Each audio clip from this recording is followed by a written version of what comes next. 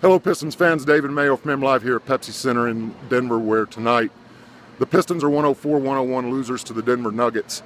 And if you're not a little worried about the Pistons right now, you probably should be. This is a team that built its reputation early this year on defense. They came in tonight as the number 7 ranked team in the NBA in defensive efficiency, and yet they give up a 39-point third quarter to Denver after having the Nuggets down by 9 at halftime and really kind of on their heels. 4 times in the first 167 quarters that they played this season, the Pistons allowed at least 35 points in a quarter.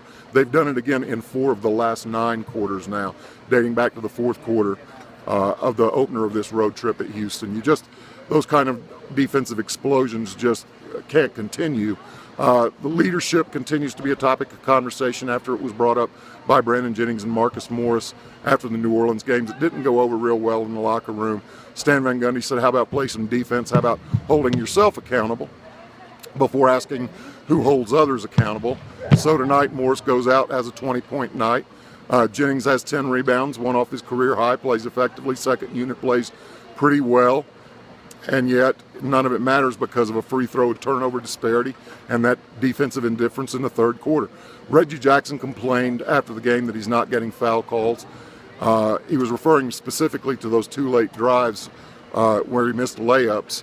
Yet, regardless of what you think about those 2 plays, he probably has a point. He and Toronto's DeMar DeRozan and James Harden of Houston are probably the 3 most earnest drivers in the NBA right now. And yet, Jackson isn't shooting free throws at a rate anything near what those guys do.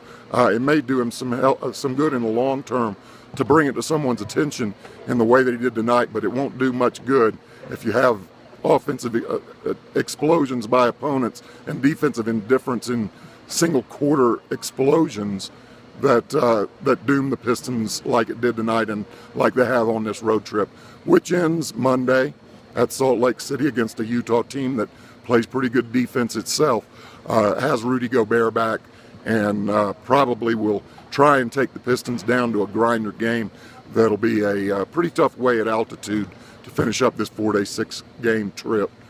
4-game, 6-day trip.